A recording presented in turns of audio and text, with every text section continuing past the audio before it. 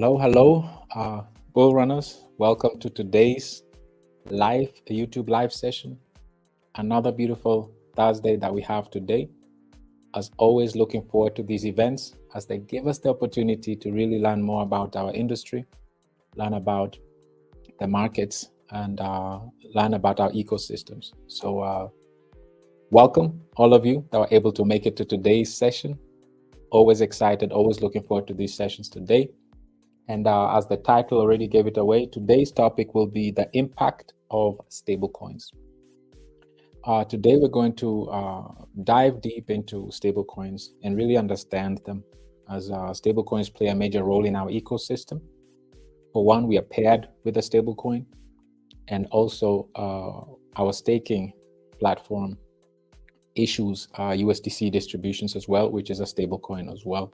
So understanding the present and the future of stablecoins with the regulations that are being implemented globally, we need to really understand what's going on, and we need to be on top of these topics. So today's topic will be the impact that the stablecoins have on not just on our ecosystem, but also on the entire industry. So once again, welcome to all of you that were able to make it to today's community event. And as always, let's start by welcoming you, seeing who's here, acknowledging you, and then we'll jump right into the topic today. There's quite a bit to cover. And then, of course, we'll come full circle back to you and check with you again if there are any follow-up questions or anything that you want us to discuss. And then we'll close out with that. With that said, let me jump on the comments and see who is here. My great brother Theo, he says, greeting. My great brother Steve, dearest great Queen Mama Awino, my awesome BULLRUN family, I pray that you and yours are fantastic. I can't wait to get this session started. Let's go. Always a pleasure having you in the community, my great brother Theo. Such a pleasure. Thank you very much for your feedback. Nice having you here in the community. Brother Demo, good day all. Let's keep the momentum going. We are just getting started. Absolutely. Very, very well said. Always a pleasure having you in the community as well. Brother Thembi, greetings. Amazing. Steve, Queen Mother Wino, and the BULLRUN family ready to get served. Let's go. Thank you very much for showing up. Thank you for your commitment and for leading the VCs and the tweets. It's a pleasure. Thank you so much for all your efforts and contribution and leadership, my great brother Thembi. Queen Kosi, good evening, BULLRUN family. Thank you, brother Steve, for your devotion in these weekly sessions. Looking forward to yet another enlightening and educational session. Thank you so much, Queen Kosi. Always a pleasure having you in the community as well. Queen Val, hello BULLRUNNERS, hello Mr. Steve, and warm greetings to our Queen Mother Wino. Happy Thursday to all of us. Looking forward to another to a wonder session. Let's hit the like button, family. Absolutely. Pleasure having you here as well, Queen Val. And absolutely, let's interact with the like button, as it will help the algorithms to reach out to as many people as possible. Our great brother Crypto Riser is here as well. Hello, family. We are blessed to be part of this amazing ecosystem, endless education and opportunities with the BULLRUN ecosystem. Very well said, great brother Crypto Riser. It's always a pleasure having you with us here in the community.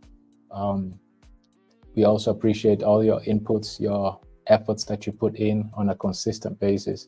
It's such a pleasure having you here with us always. We have Queen Lati is here as well. Welcome, Queen Lati. Greetings, BULLRUN family. Waiting for our educational session from none other than our greatest teacher, Brother Steve. Greetings to the Queen, Mom Awino, and Brother Steve. Thank you for your dedication. Thank you as well for all your efforts, your commitment, your consistency, and that you bring to the ecosystem. We are all very much appreciated. None other than Queen Mother Awino herself. Greetings to all our amazing queens and kings. Believe everyone is in good health and in high spirits. Thank you for that educational and informative session. Thank you also for your dedication, your commitment, your leadership. You're very much appreciated. Um, we have Queen Martha here as well. Welcome, Queen Martha. Good evening, BULLRUN family. Good evening back to you as well. Queen Val says to the new members, join our community, BULLRUN token. We have, these are the links to our BULLRUN Telegram, the website, BULLRUN website. We have the same for Killer Whale here as well. And then we also have Survivor as well. That will also shortly posted here. So if you're new community, join our social platforms. We're very active on X, we're very active on Telegram as well. And we're active on YouTube as well. So feel free to join our community. Welcome you at times. We have Queen Patricia here as well. Good evening. I'm happy to be here again.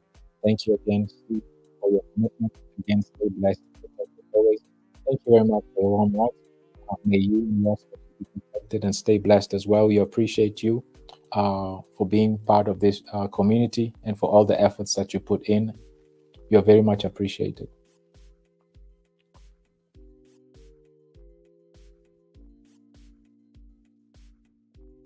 And we have Queen Grace is here as well. Hello, Steve. Hello, Queen Mama Wino and the BULLRUN family. Another exciting moment to learn more about DeFi. We love and appreciate the much you impart in us. You're very much appreciated, Queen Grace, and for all the efforts that you put in as well. You're very, very much appreciated for all your contributions that you bring into the ecosystem and the community. We have Queen Beatrice as well. Good evening, family. Looking forward to Brother Steve's message. Very, very pleased to have you here with us. Also, thank you for taking your time to be part of this session today. And again, we have Survivor website and Telegram group. We have the Killer Whale, and of course, we have BULLRUN as well. Thank you very much, Queen Val, for placing these links here for those that are new, that are just joining the ecosystem. Feel free to join our social platforms, and welcome to the community. We have my great Uncle George here. Hello, Steve and fellow BULLRUN community. We look forward to another exposure on impact of stablecoins. Thank you so much, Uncle George, for always showing up, always being so committed, persistent, consistent, and your leadership within the community. You're very much appreciated, and it's a pleasure having you here today as well. Great Queen Nancy, pleasure having you here as well. Thank you also for showing up today. It's such a pleasure always seeing you in the community. Thank you for your leadership, your consistency as well. Good evening, Steve and BULLRUN family. Another great day to tune in to get some knowledge from the crypto space. Let's go BULLRUN. Community, thank you so much once more, all of you, for showing up, for being here, part of this beautiful session on this Thursday. And let's jump right into today's topic, as there is quite a bit to cover. And I would like us to really go through this in detail, as it's a very important topic because it directly affects us, because we are using stablecoins, specifically USDC. With that said, bear with me. Let me share my screen so we can get this started.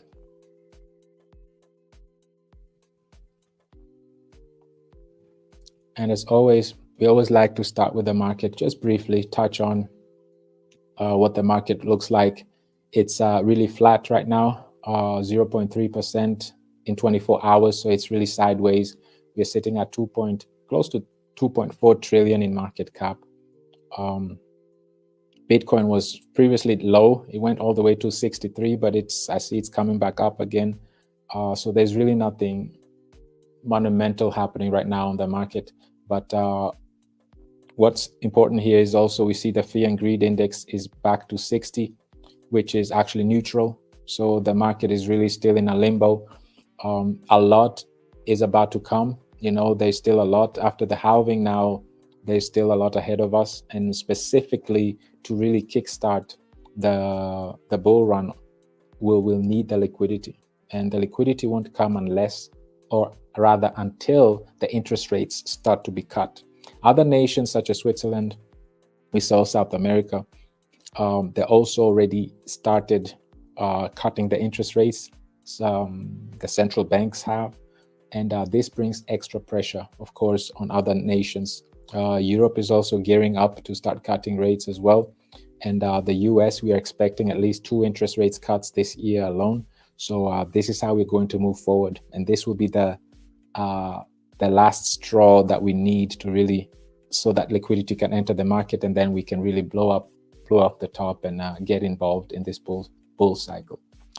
So with that said, let's get to today's topic. Again, like we said, today's topic is stablecoins. Stablecoins play a major role in the industry as a whole, in the entire market. Stablecoins are the super app within our crypto industry and the crypto ecosystem.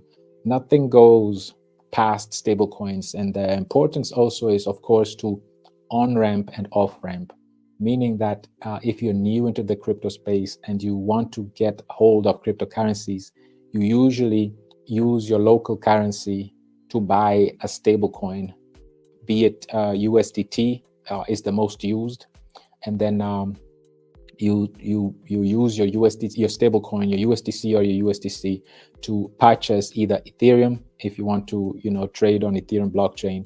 And this is how you really get started. You get into the crypto space. And if you want to off-ramp, meaning get out of the crypto space, that's the same way again. You turn your cryptocurrency into a stablecoin, and then either you move your stablecoin to your bank, you transfer your stablecoins now to your bank for fiat, or you load up your debit card, your crypto debit card with the stablecoin. Either way, stablecoins play a major role. But like we always say, let's not take this as a fact. Let's see what this article is saying. This article, we've seen it many times, but as always, we always like to verify things. It's always good to verify. It's very important because that's all part of information and education. So let's not just take articles, people's words for it. Let's always verify. So what's so interesting about this article is because it aged really well. This article was from November 16th last year. So it's 5 months old. And it aged really well. Let's find out how. Well, cryptocurrencies have failed the test of digital money, right? We've understood this by now, and this is a fact. It's really failed to be a digital money. And let's lead further. Who says this? MAA stands for Monetary Authority of Singapore. This is the Singapore equivalent of the SEC. And the managing director said that. Who is this managing director? Is an individual known as Ravi Menon. So before we really take his word for it, let's cross-reference him. Let's check who is he? Can we really trust what he's saying? What credentials does he have?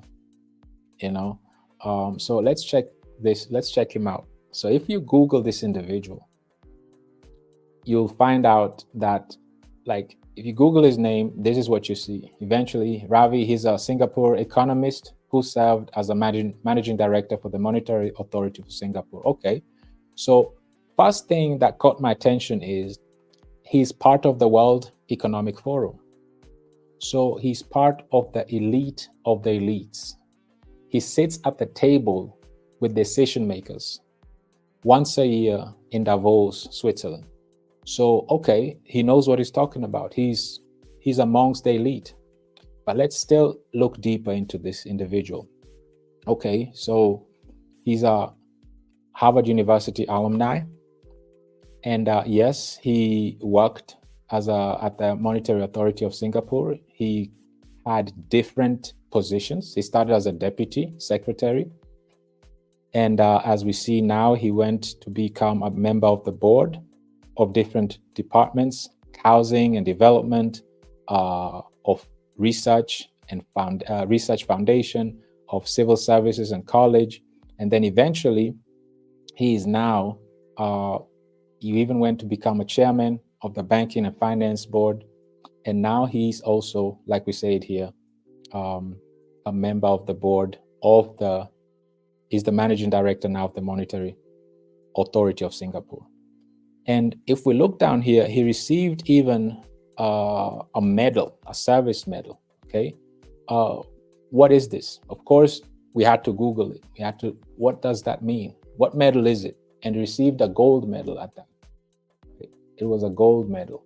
So let's look at what that is. How do you get this medal? Okay, so the medal may be awarded to any person who has performed within Singapore service of conspicuous merit characterized by resource and devotion to duty, including long service marked by exceptional ability, merit, and exemplary conduct. So this is a highly rated medal of honor that you get from the country of Singapore. So this individual is a legit individual. So they get nationally awarded and through merit and exceptional ability and great conduct. And also they're sitting at the board of the World Economic Forum. So they're sitting at the table with those who dictate the present and the future of economics, global economy. So he must be and he has great credentials. So yes, we verified, right? So, okay, now we can read on. Let's take his word for it. He further says that the crypto has performed poorly as a medium of exchange and a store of value. Okay, so let's read more.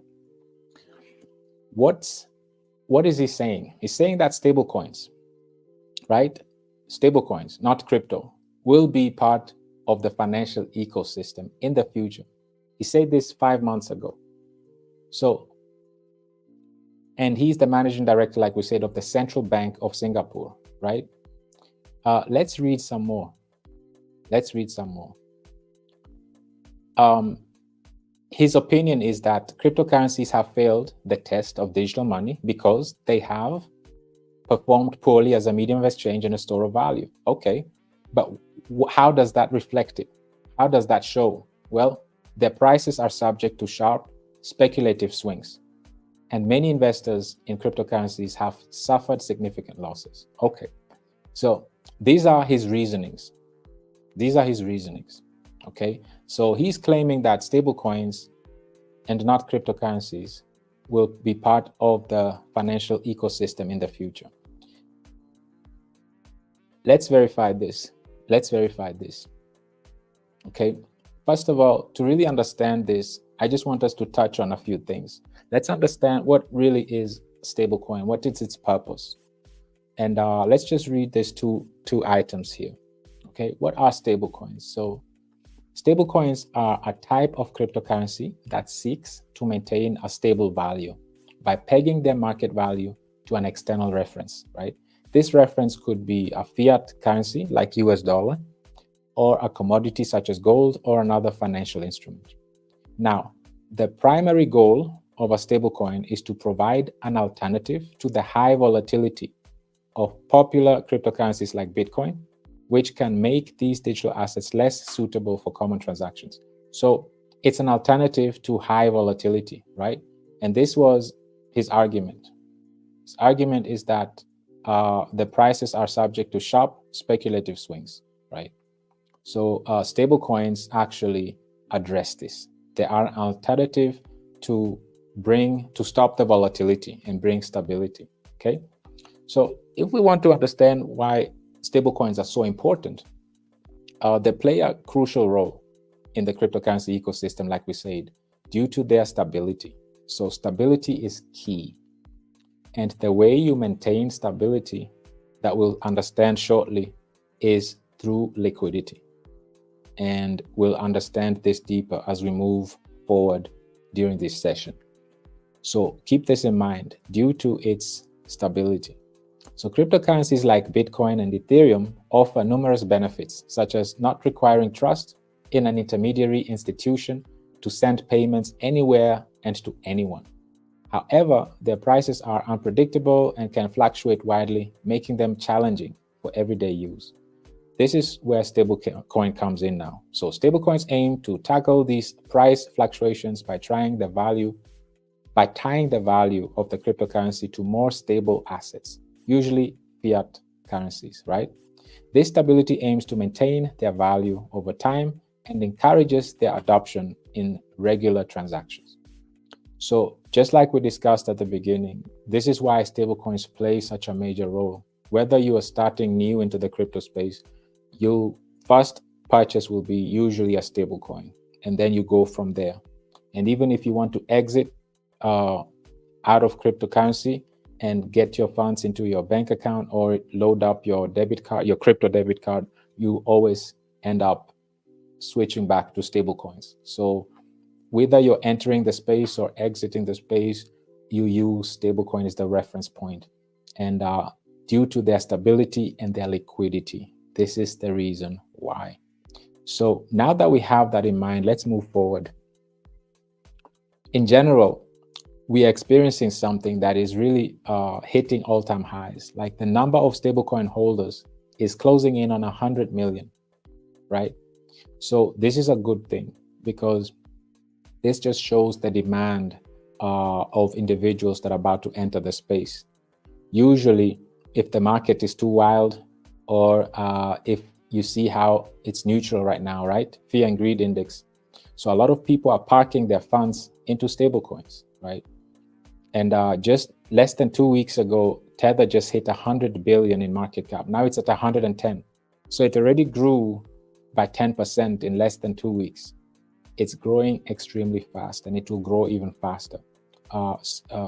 As we see here, Tether and USDC, obviously, these are the two largest stablecoins. So now there's other things that I really want us to look at. So the number of addresses holding stablecoins has risen by 15% this year alone. So that means we are only 4 months into 2024, and 15%, that's 15 million already new addresses of stablecoins. So this is major. This is a really fast adaptation. Okay. Now, this is all about regulatory now. The rating agencies said that regulatory clarity could bring banks into stablecoin market, right? So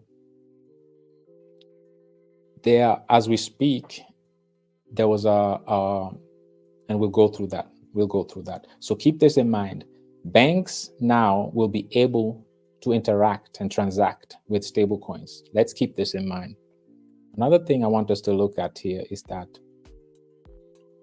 stablecoins, like we said, they're hotter than ever. They're in high demand right now. We already saw that 15% increase this year alone.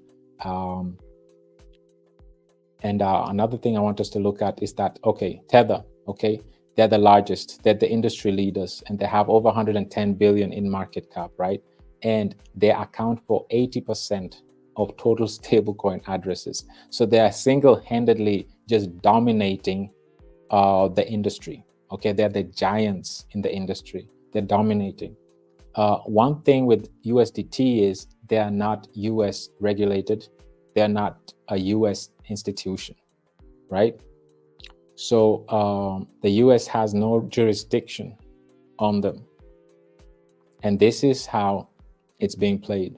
Whenever the US has no jurisdiction on a company, on an institution, we know what they usually do. They start implementing regulations, right? Laws put in place in the favor of the US, of course. So let's move on. So stablecoins are so vital that even during the 2022 crypto bear market, still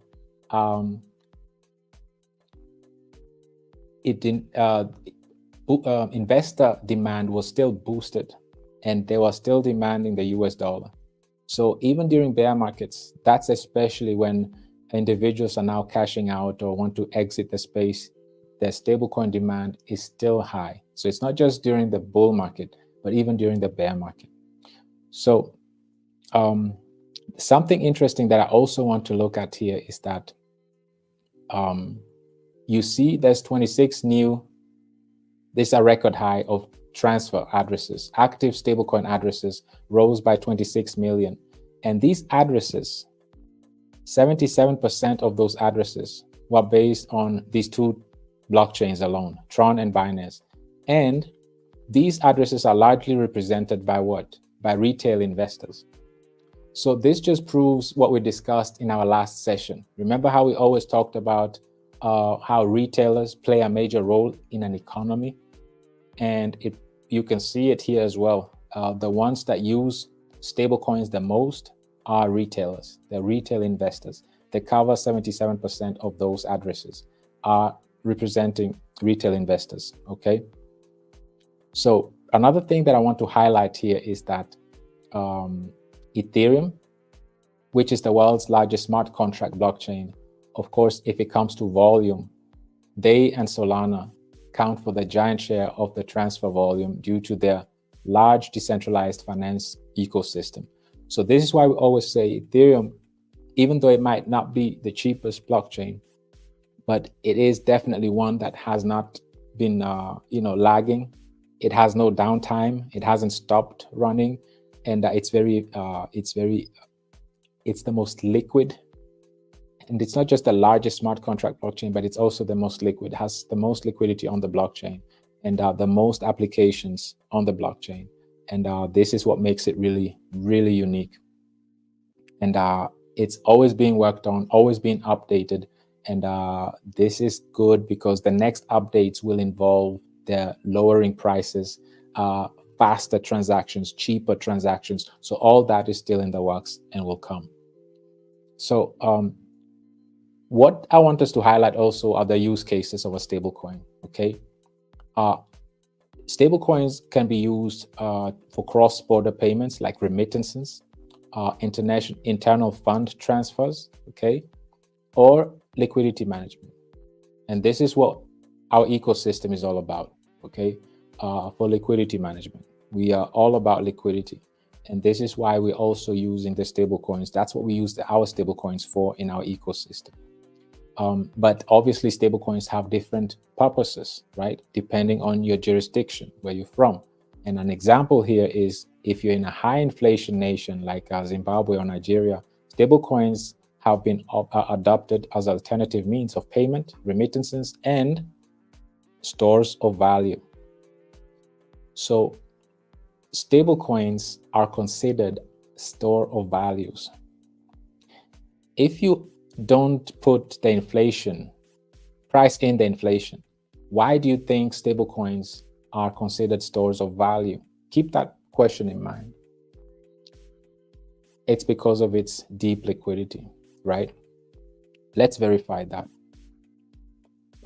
Right now, the market cap is at 2.4 trillion, right? And let's really pay attention to this. This is very important. 2.4 trillion market cap. This is the entire industry. As we see here, Bitcoin has a 53.4% dominance. So 53% alone goes to Bitcoin. So Bitcoin has a 1.27, almost 1.3 trillion market cap. So more than half is just Bitcoin alone as far as market cap. Second in comes Ethereum. Ethereum has a 385 billion market cap. So if you combine these two together, and if we only look at the top 3 cryptocurrencies, and we combine the market caps and divide Tether's market cap by these two, it's less than 6%. So Tether represents less than 6% of these 3 market caps combined. However, if you look at the volume right now, volume of Bitcoin is 34 billion, of Ethereum is 15 billion. So it's roughly 49 billion, right? However, Tether's volume is 60 billion. So if you combine these 3 volumes together and then divide Tether's volume by Bitcoins and Ethereum, you'll realize that over 55% right now is Tether. So Tether alone, one stablecoin alone, is more liquid than the 2 largest cryptocurrencies in the industry. That's the reason why stablecoins are considered store of value, because you can literally cash out everything and it still won't go to zero. We'll get to that. Keep that in mind. But that's just to illustrate. If we just look at the industry on its own, let's go to stablecoin. We just put a filter And we're looking at stablecoins right now. So stablecoins alone have a market cap of 159 billion right now. But if it comes to volume, you see how they're dominating trading volume. It says 79 right now, 79 trading volume, 79 billion. And if we look at the entire trading volume, it sits at 85. So this just shows you the dominance of the volume that liquidity brings, that stablecoins bring, because they're the most used cryptocurrencies in the industry. They're the so-called super apps. They play a major role. Okay, let's continue. It's all about regulation, like we said. Regulation is being implemented right now, and this is what we were discussing. So regulatory clarity will likely encourage banks to adopt stablecoins, right? So banks are now about to enter the space and will start to transact with stablecoins. Like we said, we're in a new digital era. We're in a new digital economy where now traditional institutions such as banks are now adopting the blockchain technology. And the regulators are now putting everything, putting everything in line so that the US stablecoins can start dominating and are regulated. And they're already dominating the crypto industry because the largest stablecoins are US denominated. And the largest one, which is Tether, it has no US jurisdiction. So this is where this comes in. Okay. Now, last week, two senators, Senator Loomis and Senator Gillibrand, they introduced a joint 179-page bill on regulating stablecoins. This was overdue. And assuming that the bill will be approved, the relevant banking regulation will follow. And this will mean that new rules will offer banks a competitive advantage. And it will limit institutions without banking licenses to only hold or issue 10 billion US dollars in stablecoins. That's it. Now, keep in mind, USDT, which is issued by a non-US entity, like we said, USDT is the largest stablecoin, but it's a non-US entity, is a not permitted payment stablecoin under the proposed bill. So you see how these individuals are making moves, right? You see how we started with this individual, right? So we verified him. And it's not a coincidence that what he said came to happen. Didn't he say that? Didn't he say that stablecoins, not cryptocurrencies, will be part of the financial ecosystem in the future? And we verified that indeed he is part of the elites, right? So he knows what he's talking about. And what he's saying is exactly what's happening. So right now, regulations are in place. They will permit banks to start using and adopting stablecoins, specifically USDC, because USDT is a non-US entity and it's not a permitted stablecoin under the proposed bill, meaning that any entity in the US will not be able to hold or transact with USDT. So as such, Tether's dominance will wane and users will likely switch to US issued stablecoins. And because the dominant stablecoins on DeFi or on the Ethereum blockchain are US denominated, USDT will have only two options. They will either have to now comply and become a US entity by acquiring a US banking license so that they can continue operating, because they have 110 billion market cap, but they'll be only eligible for 10 billion. So that means either if they don't comply with US regulation and they decide to be outside of US, they'll be limited to only 10 billion US dollar, to issue up to 10 billion US dollars. So they will immediately be right below USDC. So USDC will be dominating. Okay. So this is all strategic. Let's read further. on this next article, it's even clearer. It's all about USDT. The Tether's coin, stablecoin dominance will wane following the proposed US rules, right? And new regulations could offer banks a competitive edge, like we said, but it will limit institutions without a banking license to a maximum of 10 billion in US stablecoins issuing. Let's read further. This is all done strategically. This is all by design. Okay. US wants to control institutions. They want to be able to have control because it's a small group of a committed small group, and we'll see who is involved in this 4 to 5 institutions that are involved in all of this. So regulatory clarity in the US should inspire banks from traditional financial world to enter the stablecoin market and may also reduce the dominance of USDT. We discussed this, right? Stablecoins are very important, so they play a major role. And the US won't allow that the largest institution that holds or issues US dollar stablecoins is a non-US entity. So they are working hard to do something about it, right? Obviously, they laid out regulations now. And once this passes, it will limit USDT from being the largest stablecoin issuer.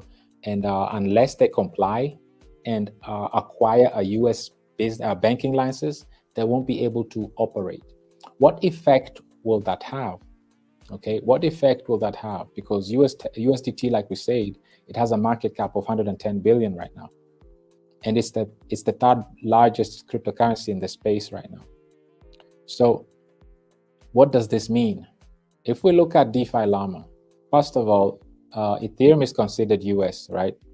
So that means Tether won't be able to be operating on the most liquid blockchain, which is Ethereum, right?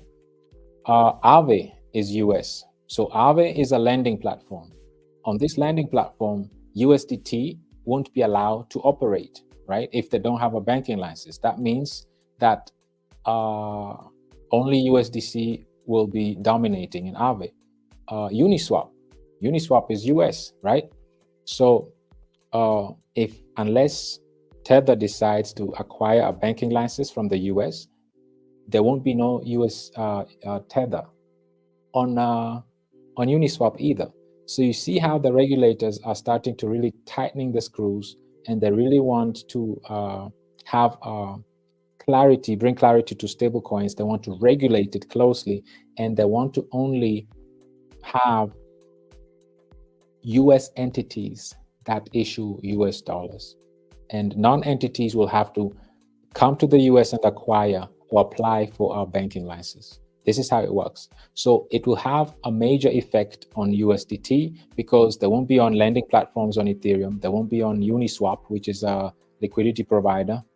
And without this, there's nothing you can do on Ethereum basically, because Uniswap is the go-to decentralized exchange. You know, you can't lend, you can't do anything, right? So, and this is why even Lido, uses your USDT right now, but you won't be able to use it. So you see that with this regulation, they are pushing USDC. That's the agenda. And it didn't just start today. We saw this started a long time ago, and it started with BlackRock, right? BlackRock is pushing tokenized assets, and they came with their fund called BULLRUN, which is their liquidity fund, right? And now, surprise, surprise, look how what stablecoin can you convert to? You can now convert to USDC 24/7 on and off ramp, okay?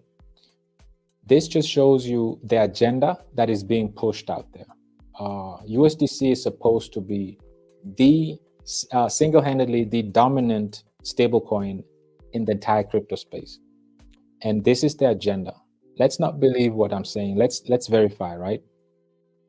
Let's verify.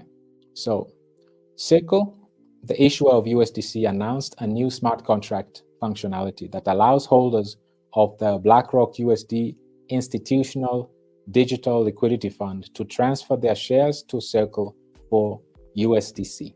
Okay, so as reported by Circle, this smart contract provides BULLRUN investors with a near instant 24/7 on-ramp, off-ramp, leveraging the core benefits of tokenized assets: speed, transparency, and efficiency.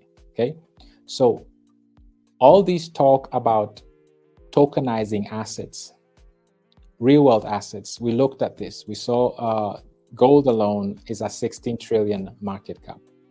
We saw that the housing market alone is like over 40 trillion market cap. We saw that the treasury, okay, tokenized treasury, is 34 trillion market cap. We saw that the stock market, US stock market alone, is a 50 trillion market cap. So if you combine all these together, it's way above 100 trillion.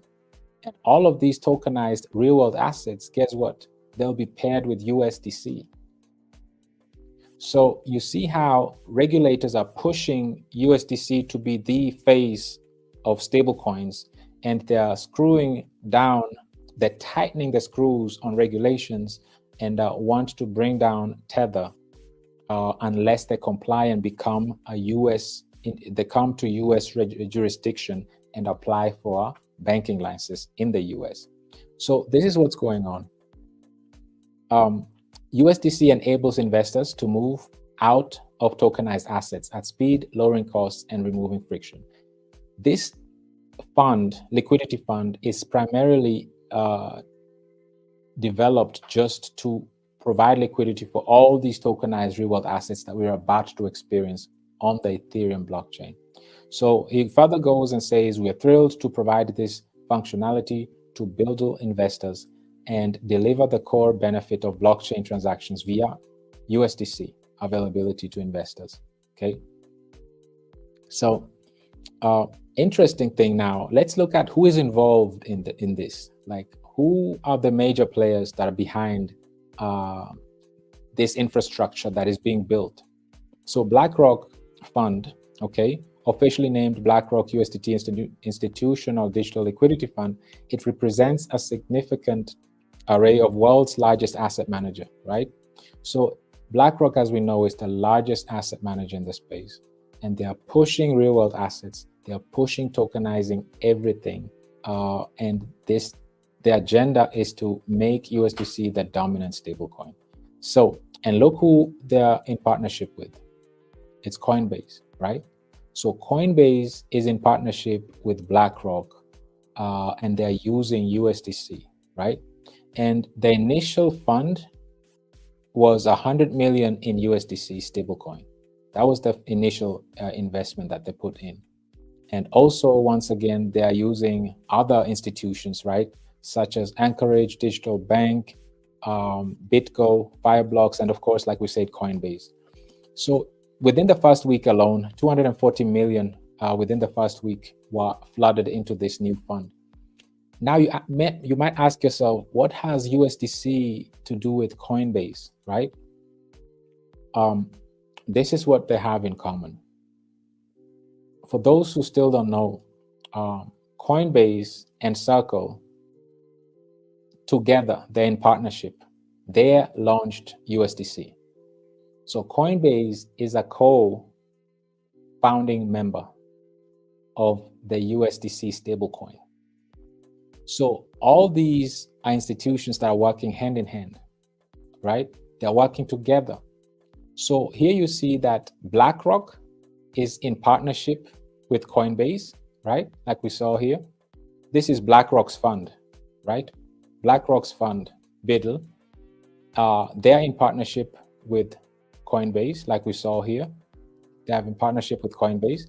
If we come here, Coinbase is in partnership with Circle, which combined, they're the co-founding members of the USDC, right? If we go even deeper, we see that Circle wants to become a full reserve bank for the digital currencies, right? They want to become a full reserve bank. So we just saw that the regulators require stablecoin issuers to have a banking license, right? You have to have a banking license. So is this a coincidence that, oh, they just happen to want to become a full reserve bank right, in the US. Let's read further. So we all know that they planned to become a full reserve national digital currency bank, right? And this is the requirement. If you want to be a stablecoin issuer in the US, you have to have a banking license. So this basically gives them a green light. They'll just throw banking license at Circle because now they have to. Simply because these partnerships that we see, you see all these partnerships. Coinbase, BlackRock has the liquidity fund, and this liquidity fund is going with USDC. They're pairing it with USDC, and USDC is partly owned by Coinbase, right? BlackRock is in partnership with Coinbase, and they're together, they're running this fund. And Coinbase and Circle are the co-founders of the USDC stablecoin, right? At the same time, Circle wants to become a bank. So definitely they're getting the license. They will become the bank now. It's official. This has been their plan all along. They want to become a full reserve bank. We'll soon understand what it means to be a full reserve national digital bank. We'll soon understand what that really means. Remember, I have to go back to this individual. You see how the regulators are playing? What did they say here? They said here that regulatory clarity in the US should inspire banks from the traditional financial world to enter the stablecoin market, right? And this is a new article. This is yesterday, okay? This is April 24th. Now, look at the first banks that are jumping into this. Does this name sound familiar? Goldman Sachs, right? They're actually the ones backing Circle. So you see how these individuals are playing together. They're all 4 or 5 institutions that are running the world, basically. They're running the show. So Goldman Sachs is already one of the largest banks. They also have a large stake in Circle. This same Circle aims to become a full reserve bank as well. And now the regulators have given banks green light. They'll give the banks green light to also start participating in stablecoins. So this will make JP Morgan, Goldman Sachs, all these large banks, Citibank, UBS, that will all start to transact with stablecoins. And guess what stablecoin they'll be using? Right? I think we all understand what stablecoin they'll be using. The one that BlackRock already kickstarted and partnered with, the USDC, right? Because if they want to be part of this hundreds of trillion dollar market of these tokenized assets, they will be using USDC because that's what BlackRock is using. And they'll be operating on the Ethereum blockchain, right? Because this is where BlackRock decided to build their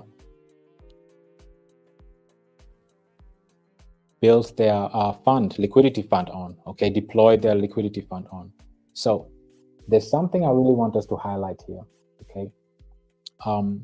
Like I said, they disclosed their plans to become a full reserve national digital currency bank in the United States. They'll get the license without an issue. And they're already the largest stablecoin issuer in the US, but now they're about to become the largest stablecoin issuer globally. They're about to surpass Tether. So that's the whole goal. One thing that I want us to discuss here is, what does it mean to be a full reserve bank? This is a very great explanation. In contrast to fractional reserve banking, full reserve banking requires banks to keep the full amount of each depositor's fund in cash and cash equivalent, ready for instant withdrawal, on demand. Okay, this is the challenge that Circle wants to address. Currently, we are in a fractional reserve bank. If you go to your bank, they only have up to 10% of customers' funds. So if 11% of the customers come and want to withdraw money, the bank will have to shut down. They don't have enough money at the bank. And this is an issue. So this is why Circle in partnership with BlackRock, with Goldman Sachs, with Coinbase. Together, they want to create this infrastructure that they are controlling amongst themselves. And they want to come up with a full reserve bank that keeps buying US Treasury bills, which is US debt. And this is what this fund is all about in the first place. This is what the BULLRUN fund is all about. All they do is they purchase US Treasuries. This is what they do. That's the whole idea. And this is what it says here, okay? BlackRock launched the fund on the Ethereum blockchain. So this is a good thing for us because we are on the Ethereum blockchain. So a lot of liquidity is about to enter Ethereum. Another thing that is very interesting here is the fund invests 100% of its assets in cash and treasury bills. This is incredible. So they're literally giving the feds a blank check. They're literally telling the feds, print as much money as you please, because we created this fund on the Ethereum blockchain that is paired with USDC. They're also required, and we look at this, to purchase US Treasury bills because they have to be backed by US Treasury bills. So not just USDC will have to back all these assets, all this USDC by Treasury bills, but now this fund specifically, like we say here, it's investing 100% of its assets in cash and in US Treasury bills. This is a catalyst. And they're the first tokenized fund issued on public blockchain. So there's nothing like it out there. And BlackRock is the first to do that. So they're tokenized treasury bills, which is US debts, and you can purchase it on the blockchain. You get your 5% paid in BULLRUN token on the Ethereum blockchain, and you can redeem USDC for it, right? Like we saw here. You can redeem USDC 24/7 and remain on-chain. This is a major deal. This is a big deal for us because this means that the money printing is guaranteed now. We need the money printing now. And we see that these institutions, BlackRock, Coinbase, Circle, they're all doing the government, the US government, a favor. Now, banks are also now participating in all of this. So banks are also now legally required to purchase US debts. So this will put or maintain the US dollar as the reserve currency now on the digital side now, because the largest stablecoin is US denominated. And if Tether doesn't acquire a US license, banking license, they'll soon be required legally to drop down from 110 billion market cap to only a 10 billion market cap. And I believe Tether won't do that. They'll definitely comply and want to maintain their market cap, their leadership, and want to comply and receive a US banking license. That's the only way they'll survive. If they don't, then USDC, obviously, even if they do, USDC will still be the dominant stablecoin in the future. So with this said, we see what's going on here. So like we said, the whole idea for full reserve banking is to, also known as 100% reserve banking, is full reserve banking provides an alternative to a system in which only fraction of banks' deposit are backed by an actual cash on demand available for withdrawal. What are we looking at here?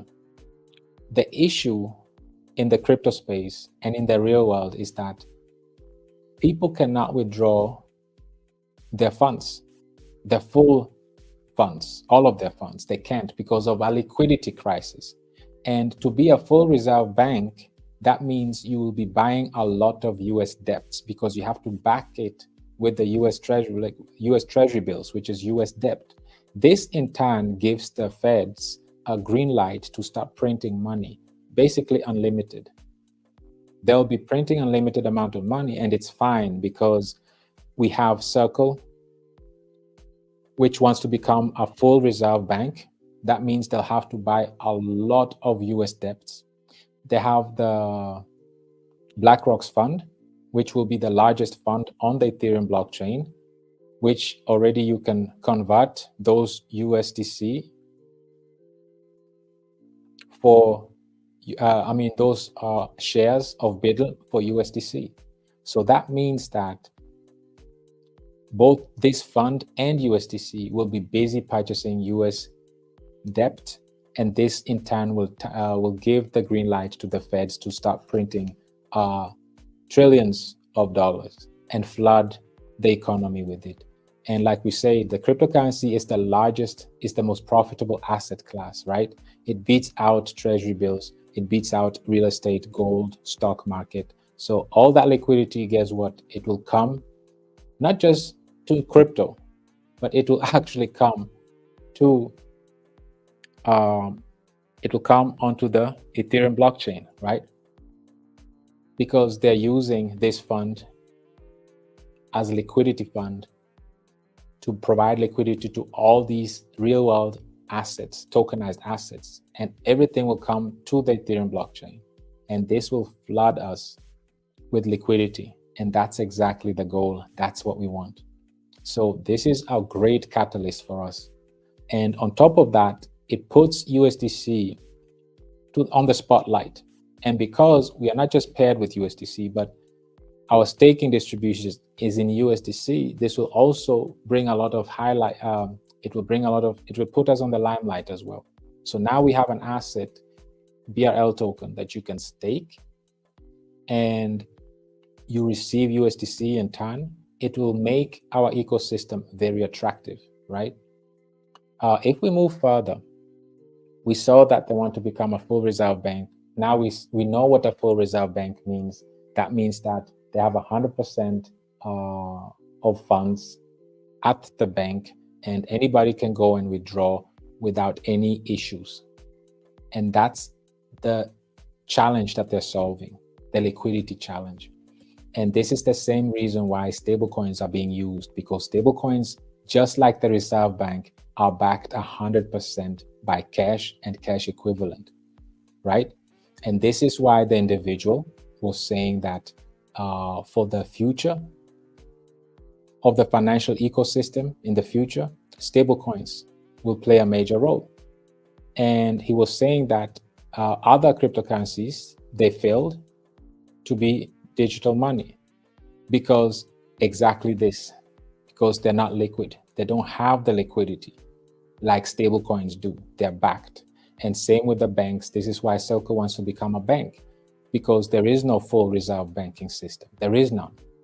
And as there will be a full reserve banking system, and combined with this fund that BlackRock decided to launch on the Ethereum blockchain, it will give us a lot of liquidity that will come onto our blockchain, the Ethereum blockchain. Now let's move forward. Another thing that I want to show is, you see how the Circle also is in partnership with BlackRock, of course, like we said. And BlackRock is managing Circle's USDC's reserves, right?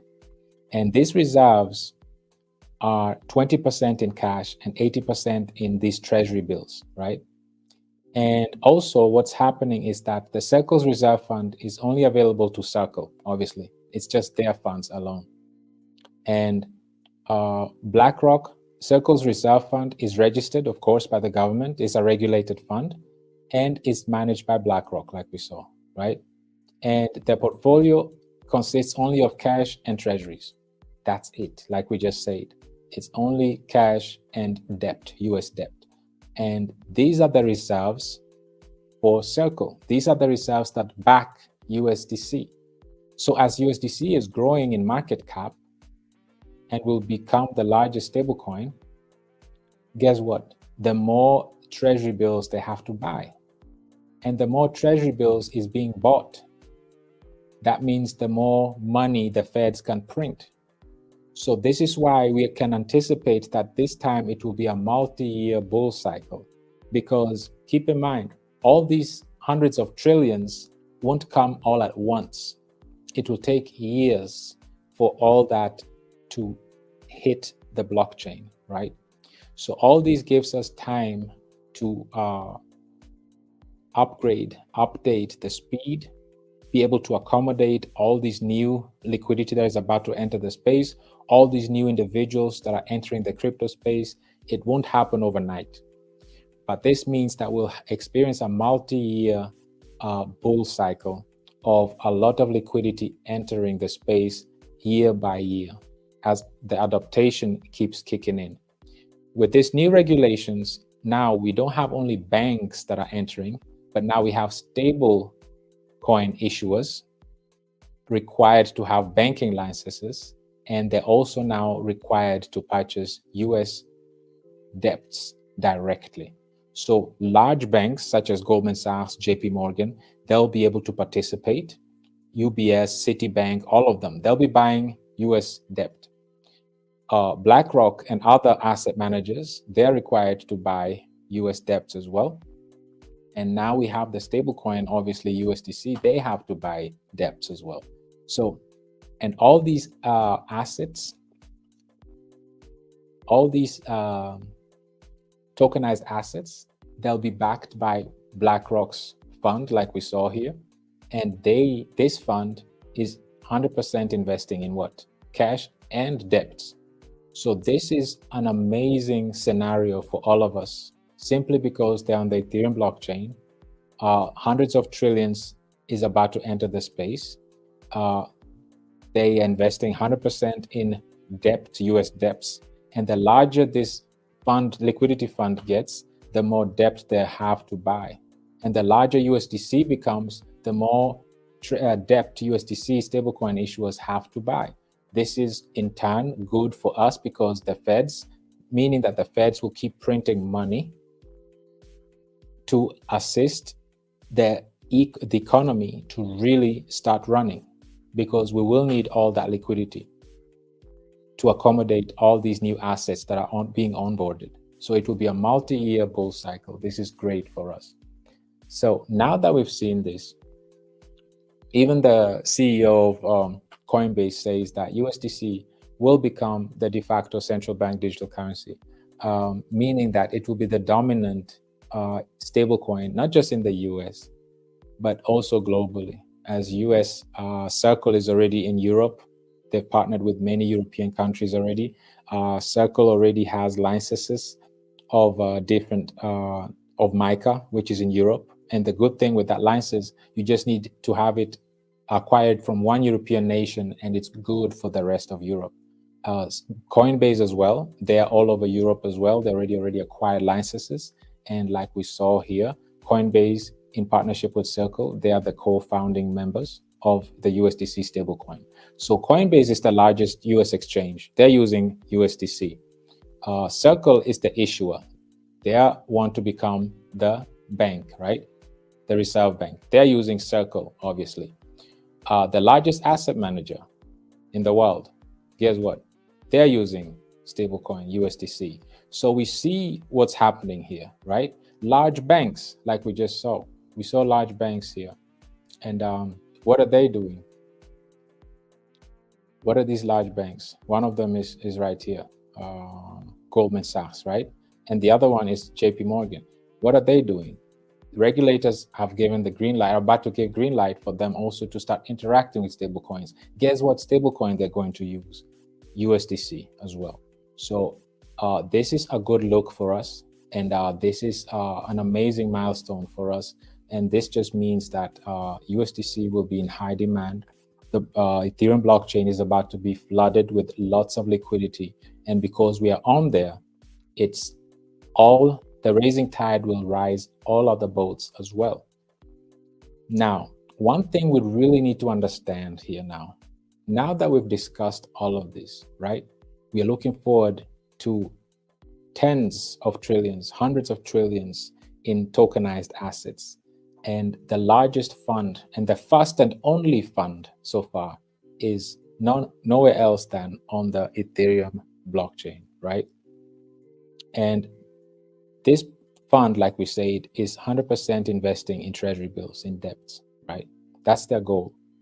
So, and that partnered with USDC, which you can redeem the BULLRUN token for USDC 24/7. Now that we understand that, right, we need to understand one more thing. These reserves, okay, are collateral for the stablecoin. What does this mean? This means that whenever a stablecoin holder wishes to cash out their tokens, an equal amount of whichever asset that is backing it, which is it's in cash and debt, US debts, is taken from the reserve, right? This is what, in a nutshell, stablecoin is all about. The beautiful thing that qualifies stablecoins, and this is what this statement was saying, this is why he was saying stablecoins, not cryptocurrencies, will be part of the financial ecosystem in the future. This is the reason why. It's because whenever a stablecoin holder wants to cash out their token, there is liquidity there, right? This is on a stablecoin level. Same thing with the bank, full reserve bank. We just read how full reserve banks work, right? We read that in contrast to fractional reserve, full reserve bank requires banks to keep the full amount of each depositor's fund in cash and cash equivalent, ready for instant withdrawal on demand. This is very important, community. 100% reserve banking. Whenever a depositor wants to cash out, ready for instant withdrawal on demand, it has to be there. Keep this in mind, right? And the only reason you can be, stablecoins are considered stores of value, and the only reasons why they're considered medium of exchange is because of this. Whenever a holder, you can replace stablecoin with Survivor holder, you can replace it with Bitcoin holder, you can replace it with BULLRUN holder, has to, if they wish to cash out, they have to. That's requirement. They'll have to be able to cash out. These are the regulations that are coming. So those ecosystems that don't allow their holders that wish to cash out, they won't be able to operate. The regulators will take them out. They won't be able to operate, right?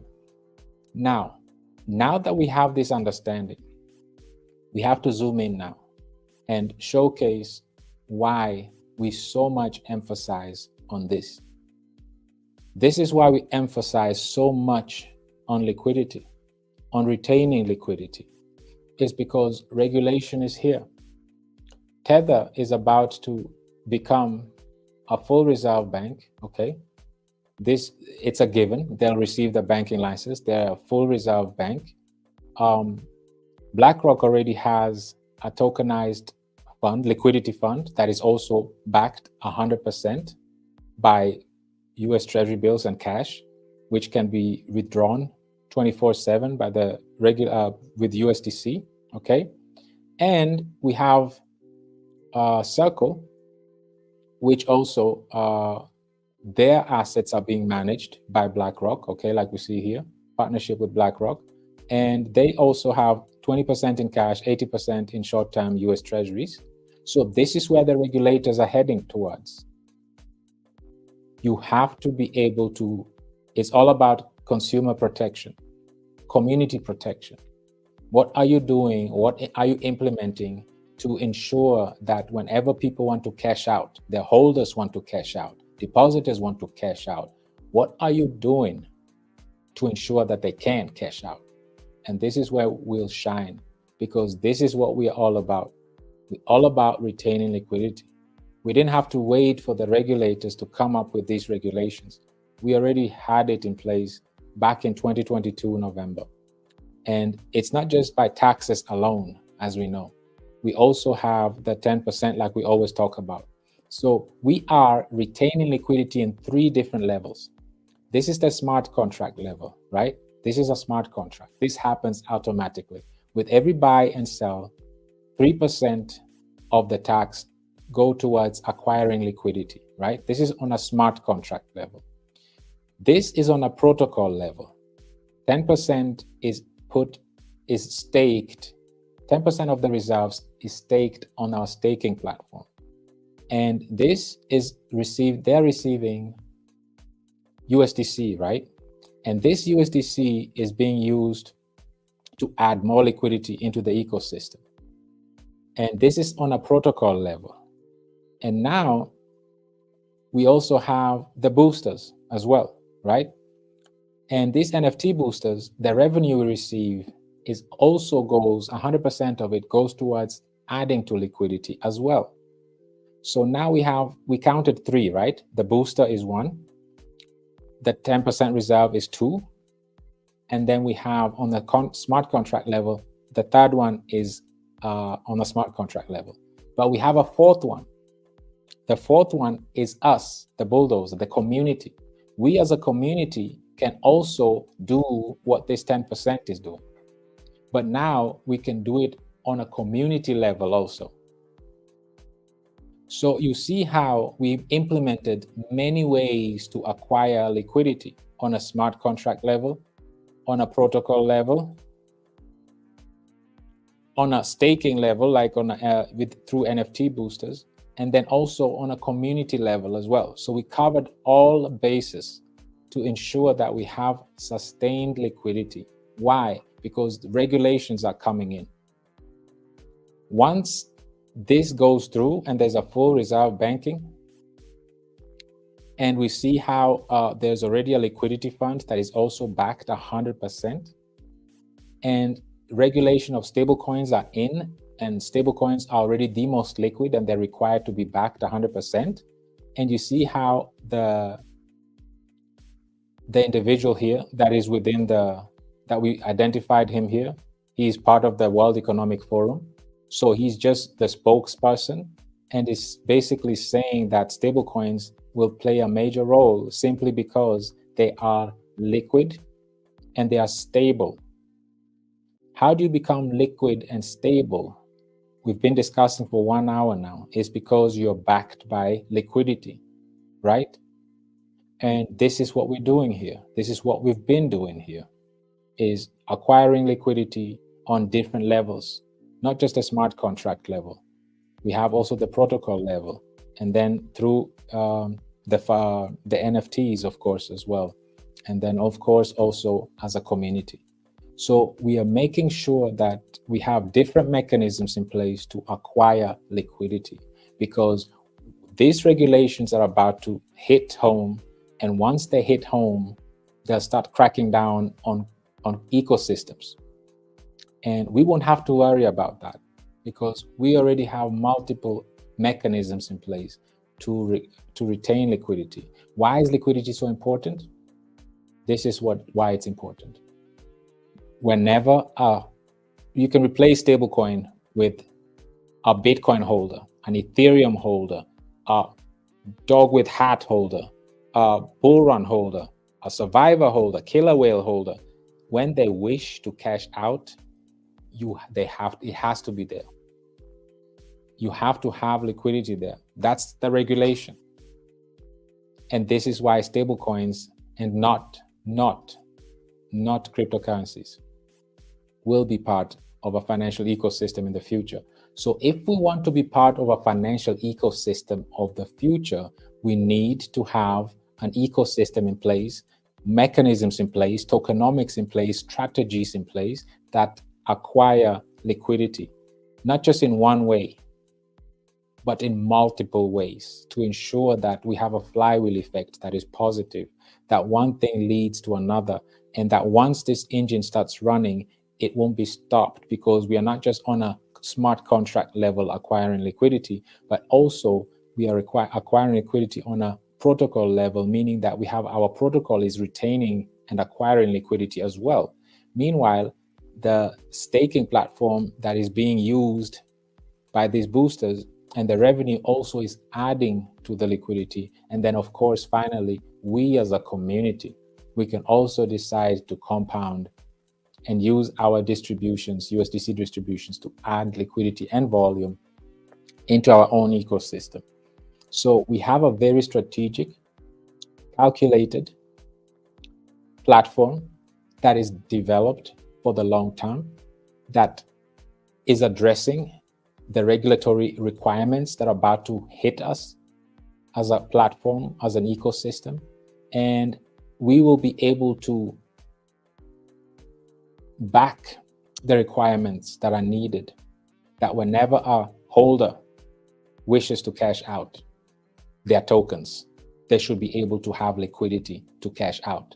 That's mandatory. That's how it should be. And majority of the cryptocurrencies, starting with our largest cryptocurrency, like we discussed in our last session, it has the worst liquidity to market cap ratio, the worst.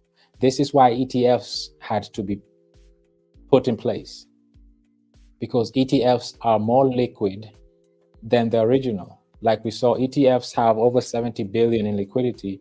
The original Bitcoin has only 1.2 billion. So where do you think institutions and high net worth individuals are going to trade? They're not going to trade Bitcoin on exchange, centralized exchanges. They're going to get ETFs, right? Why are they going to get ETFs? Because whenever they want to cash out, they can't.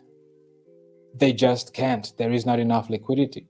So they must go to ETFs if they want to cash out. And this is why this BlackRock liquidity fund you can convert your USDC for it 24/7. This is what it's all about, so that all tokenized assets will be backed by liquidity, and this liquidity will be in the form of USDC. So all of this is good news for us, community, because all this is happening right on the Ethereum blockchain. The largest asset manager in the world has a liquidity fund, deployed it on Ethereum.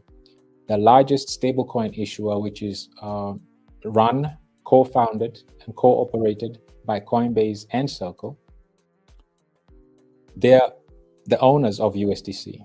And Coinbase, like we know, is the largest exchange, so they're using USDC. Circle is getting ready to get the banking license to become a full reserve banking, and all of them are using USDC. So, and our asset, we have an asset called BULLRUN that all you have to do is just stake it, and we print USDC distributions for you, right? So at the same time, even though we are a staking platform, if you compare us with other staking platforms, okay, starting with Lido, Aave, Uniswap, and all of them, these are all inflationary staking platforms. They're not sustainable. They don't have a sustainable staking platform, right? And this is another way that we shine. We're not inflationary. Actually, we're scarce, meaning that you see our supply that started at 1 million. Now we are down to 970. So we banned more than 29,000 tokens already. And these tokens are removed from the total supply. So this supply keeps shrinking. Now, as this supply keeps shrinking, this alone would be a catalyst on its own. But we went a step further. Our staking platform is also locking away tokens, currently 59% from the circulating supply. So this squeezes the supply even more. So there's only 23% left in the liquidity pool. The rest is either locked away from circulation through staking, or the supply keeps shrinking with every buy and sell. This, in combination with us retaining liquidity, we know what this means. If you retain liquidity, it attracts traders, because traders love liquidity, right? This is why we were looking at the stablecoins. This is why you see Tether alone, because it's so liquid, it has more trading volume than the two largest cryptocurrencies combined, which is Bitcoin and ETH. Bitcoin and ETH combined volume is still 10 billion less than Tether alone, right?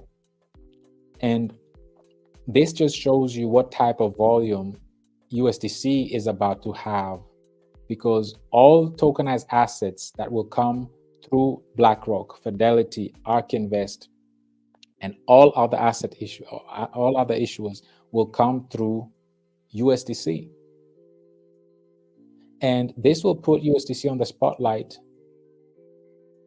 And because we have a mechanism in place, a staking platform that issues USDC distributions for just staking your asset that is scarce,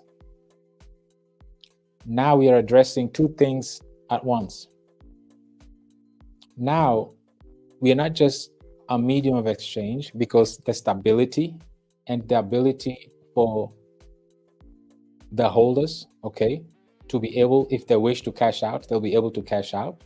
So we're not only addressing the liquidity issue, but also now the second one is the store of value aspect of it. How do you become a store of value? Obviously, you still have to be a store of value. This is what you need to be able to do. People need to be able to cash out when they wish to cash out. And if 50% of them want to cash out, they should be able to do that, right? And this is the reason why we implemented this protocol level. This means that this is our whale. They start with 10%, and they'll just keep acquiring BRL tokens, and they'll never sell it. We'll never have to worry about them wanting to cash out. That's the whole idea. So on a protocol level, we have this mechanism in place that keeps acquiring BRL tokens, but will never sell. It's locked in the it's locked within the protocol, right? At the same time, we are banning the tokens as well. So we are reducing the supply meanwhile. At the same time, we are retaining liquidity and attracting more traders. And then as we're doing all of this, the whales that are staking their tokens, which represent 59% currently, they are receiving USDC distributions. So it's a win-win for every participant, right? The stakers don't have to worry about USDC distributions because the traders who have the deep liquidity keep trading. And the traders also don't have to worry about being sold on by these holders because they are busy staking and receiving USDC distributions. So the traders win, the stakers win, the protocol wins, right? Because they keep just accumulating BRL. So the protocol is winning for us. And meanwhile, we keep adding liquidity through this NFT boosters revenue. And we as a community also, as the bulldozers, are also doing exactly what we are doing on the protocol level, but for us individually now. So with all these mechanisms in place, we are not just a sustainable ecosystem, but we are very efficient, and we comply by the regulations that are about to come, which is whenever a holder wishes to cash out, you have to be able to cash out. As simple as that. And how many cryptocurrencies do we know of, even in the top 10, that you can do that based on their liquidity to market cap ratio? Not many. Actually, none. None. Because right now, Bitcoin has a liquidity of 1 billion. And we already know there are 6 billionaires, right? And we already know there's like 78 individuals with at least 100 million in Bitcoin. So there is not enough liquidity right now. There should be at least 500 million liquidity right now, 500 billion in liquidity right now. So that even if just 50% of individuals want to cash out, they'll be able to cash out. But it's just 1 billion. So this is a horrible liquidity to market cap ratio. It's actually the worst liquidity to market cap ratio. This is why the article here says that cryptocurrencies fails the test of digital money, simply because they perform poor to become a medium of exchange and a store of value. To become a medium of exchange and a store of value, you need to be able, your holders need to be able to cash out when they wish without problem. That's the whole message. And if your ecosystem is not focusing and has multiple mechanisms in place to retain liquidity, then you are the exit liquidity. and that ecosystem will not make it through regulations. It's as simple as that. And things are about to change. We are about to have, for the first time in financial history, we're about to have a full reserve bank. And there's so much money printing about to start happening because of this. Because the feds now will have green light to start printing all these funds. And we need to take advantage of it. And we have the platform for it. So all this liquidity that is about to enter the space, guess what? We'll be retaining it. We'll keep it. And as we are growing as an ecosystem, and as we're going through this bull run cycle, we'll retain the most liquidity, we'll burn the most tokens, and we'll accumulate the most USDC for the stakers. And while we're doing this, we keep burning more tokens. And because of all these mechanisms we have in place, that will make us the platform with the deepest liquidity, with the highest accumulation of USDC distributions for the stakers, the most burned token, and at the same time, all of this as a result will make us the most expensive cryptocurrency in the space. So this will speak for itself, okay? Soon we won't even have to speak. People will be just able to come here, right? They'll click on the staking platform. They'll see how much tokens that are being burned right here, right? They'll see how much is being staked. They'll be able to verify it, right? They'll be able to see how much token supply we have left. They'll see that we have a supply squeeze because the 1% burning comes from here. Every buy and sell, this BRL amount shrinks because the burning is burned from this liquidity pool, right? So this will keep increasing, which is the staking amount. It will keep increasing and locked away from circulation. This amount keeps shrinking, okay? And this amount keeps shrinking in the liquidity pool. So what does that mean? There's a supply squeeze. And the community, people love to see price go up. That's what they're all so excited about. But because we are focusing on fundamentals, we're not focusing on price go up. We are focusing on acquiring liquidity multiple ways, burning tokens from total supply and accumulating USDC distributions for the holders. So once we come here,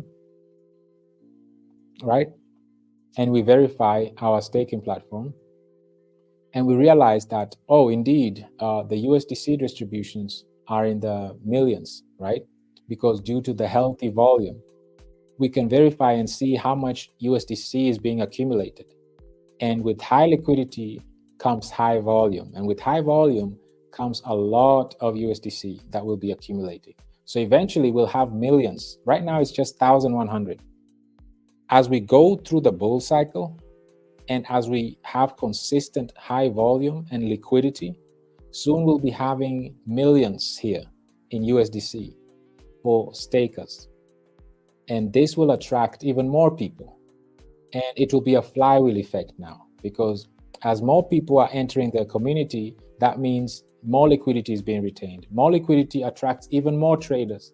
And while this is happening, our supply keeps shrinking, and the USDC amount just keeps adding up, right?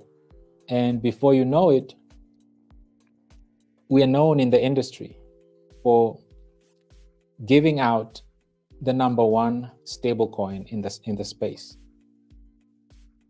And eventually, I strongly believe, because stable USDC will be so liquid, it might even flip Ethereum or Bitcoin, because it has such a large use case. It will be responsible to provide liquidity for all the hundreds of trillions in assets. All these tokenized assets will be using USDC as liquidity, right? So great things are ahead of us, community. We are about to be flooded with so much liquidity. And because we have a staking platform that issues the soon-to-be #1 stablecoin just by staking it alone, and because we'll have the deepest liquidity, which means we'll have the most transactions. It will attract a lot of people. So we have put together a very efficient, sustainable, regulatory compliant ecosystem that is built for decades to come, for the long run. This, many people won't be able to do this. Whenever a holder wishes to cash out, does your ecosystem support it on a contract level, smart contract level, on a protocol level, on an NFT level, and on a community level? On all those levels, we tick the boxes. We are way ahead of the competition. We are way ahead of the regulation, and we are already complying while the rest of the competition is not even addressing the basic necessity of liquidity. Soon, people will understand why we always stress on liquidity, because once the regulations hit home, people will have to now find ways how to accumulate liquidity so that whenever the holders want to exit, they should be able to exit and cash out. Bitcoin can do that. Not even Ethereum can do that. Binance can do that. Solana can do that. Right now, the only cryptocurrencies that can do that is Tether and USDC. Those are the only ones that are backed and have the liquidity to cash out whenever you want. The rest, they can't. So we just verified that, yes, this individual, he's sitting at the table with the World Economic Forum. He knows what he's talking about. And he's right by saying that cryptocurrencies failed the test of being money. We saw the reason why. They're not qualified to be a medium of exchange and a store of value. We now understand why, right? Lack of liquidity. Stablecoins, not cryptocurrencies, will be part of the financial ecosystem in the future. We just went through this and we see, yes, indeed, it's happening right in front of our eyes, right? Last week, Senator Loomis and Gillibrand introduced 179 pages of regulations for stablecoin, which will encourage banks to adopt stablecoins. And guess what what stablecoin US banks is going to adopt? Yes, you're right. It's the USDC, which is about to become a full reserve bank. So just great news after great news for us, because everything is right here on the Ethereum blockchain. And we are right on there. We are ready to go. So this is the message for today. This is the importance, the impact that stablecoins is going to have, specifically USDC, because we are directly paired with USDC, as you see here. And also our staking platform is also issuing USDC distributions. And this USDC is getting ready to become the de facto, right here, stablecoin of choice, right? The largest exchange, US exchange, is using USDC. They're not just using it, they're co-founders of the stablecoin itself. The largest asset manager in the world, guess what it's using? It's using USDC, right? And the full reserve bank, guess what it's using? It's using USDC. So everything goes great for us right now. And the stars are aligning perfectly for us, community.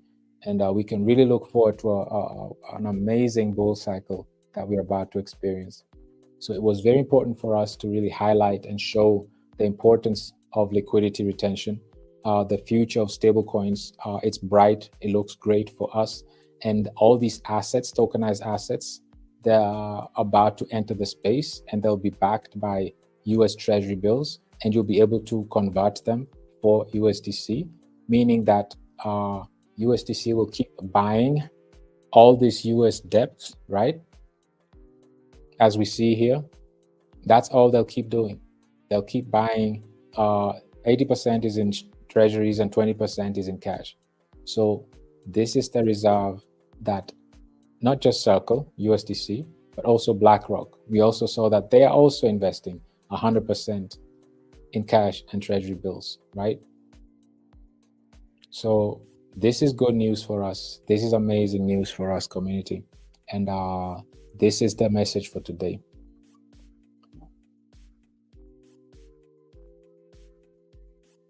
And As we know, all tweets are out, by the way, as well. I just want us to know. And let me come back to you, community. Let me come back to you. And let's close this out. Let me come back to you. Let me share my screen again here. And let me come to you. So all the tweets are out, by the way. Let me say that.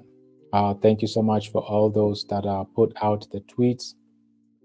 Let's engage with them as well. Let's be sure to be active and engage with these tweets. Killer Whale is out, Survivor is out, BULLRUN is out. We can really participate and keep putting the word out as well.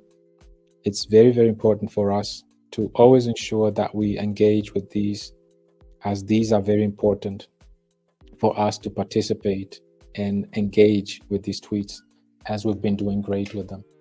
Our community, this is the message of today. I hope we really have more clarity now of the importance of stablecoins. Why are they the so-called super apps on in our industries? Simply because they're the most liquid. They have the most use cases. Simply because they are liquid. Liquidity brings stability. And they're also considered stores of value, but also medium of exchange. So we cover both, we cover both, because once you stake our asset, you get a medium of exchange in the form of USDC. At the same time, our asset is a store of value in itself, because it's scarce, it's sustainable, it's liquid. Individuals can cash out whenever they feel like it, they wish. So we have multiple mechanisms to retain liquidity. Our staking platform is sustainable because it doesn't issue native tokens, but rather stablecoin. And our transactions are tied directly to retain more liquidity, buy more tokens, and accumulate more USDC for the stakers. So we have a complete ecosystem that is not just efficient with its volume, but it's sustainable as well. It's scalable as well. So that means as we grow in numbers as a community, so do we grow in liquidity, in bonds, and also in USDC distributions as well. So we have developed a platform that is for the long term and that comply with the regulations of liquidity, meaning that whenever the holders desire to cash out, they should be able to cash out without a hic, without an issue. And that's what this is all about. And this is what the regulators in the short term will require DeFi platforms to be able to do.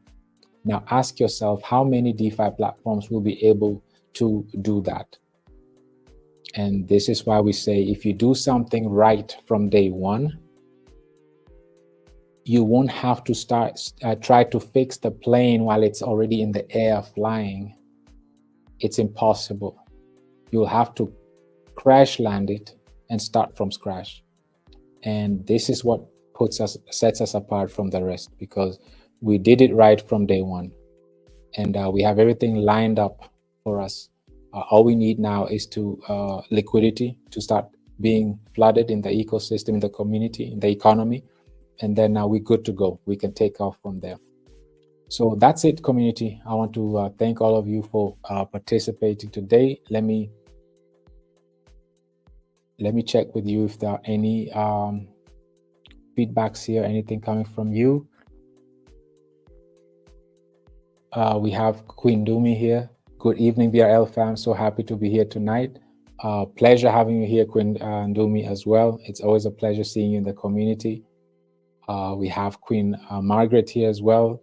Greetings, my family. Greetings back to you as well. Always nice seeing you in the community as well. We have Queen Nosy. Good evening, Steve, and all the queens and kings. Thank you for another day of empowerment. Many thanks goes to our dear Queen Mama Wino. Thank you very much as well, Queen Nosy. Always a pleasure seeing you here as well.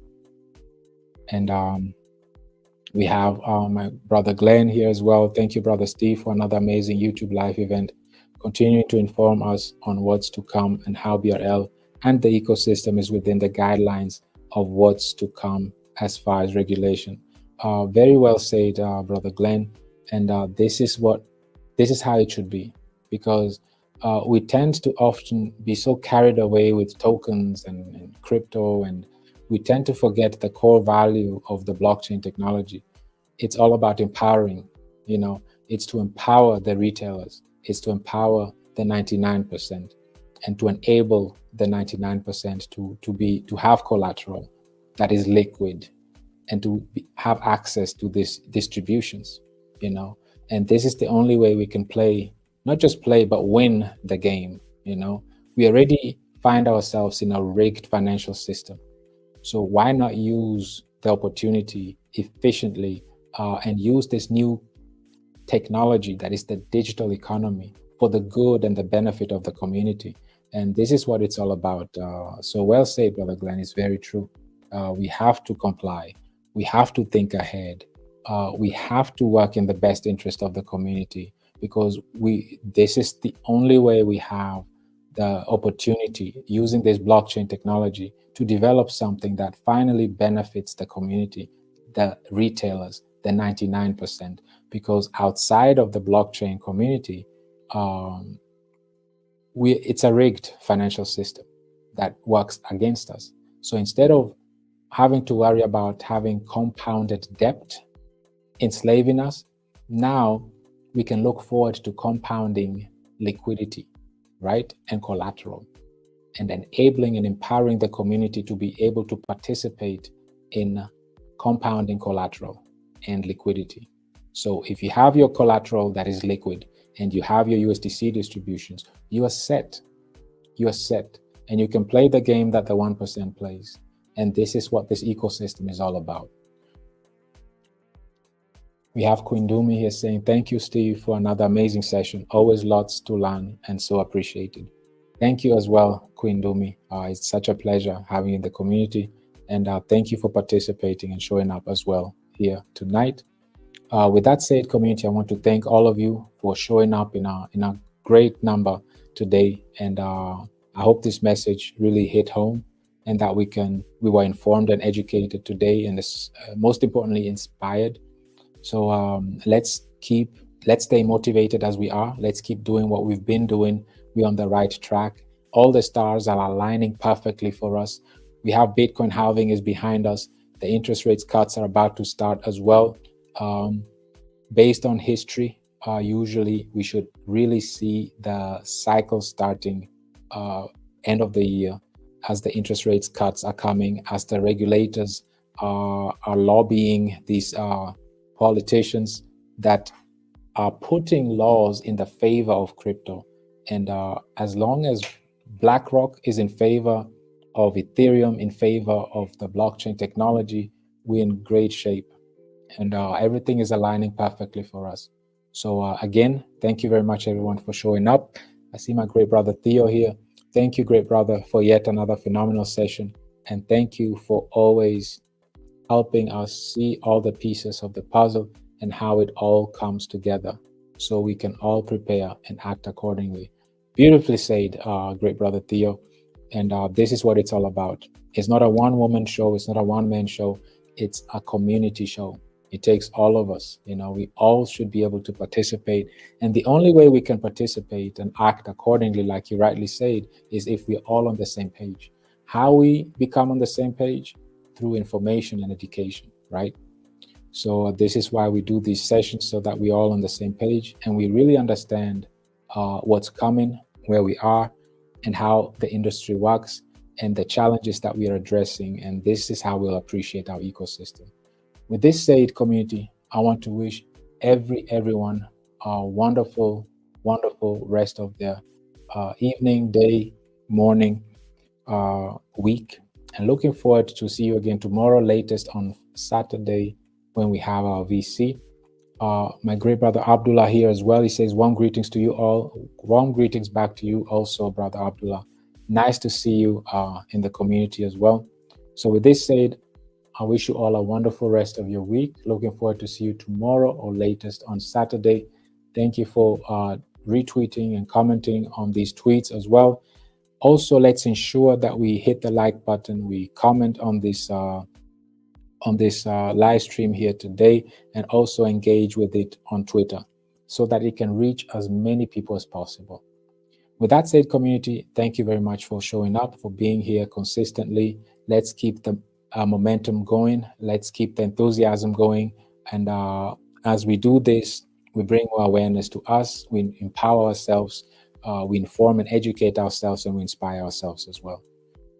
I wish you all a wonderful rest of your week, and let's see you again latest on Saturday. Bye-bye, community. Thank you very much. See you soon.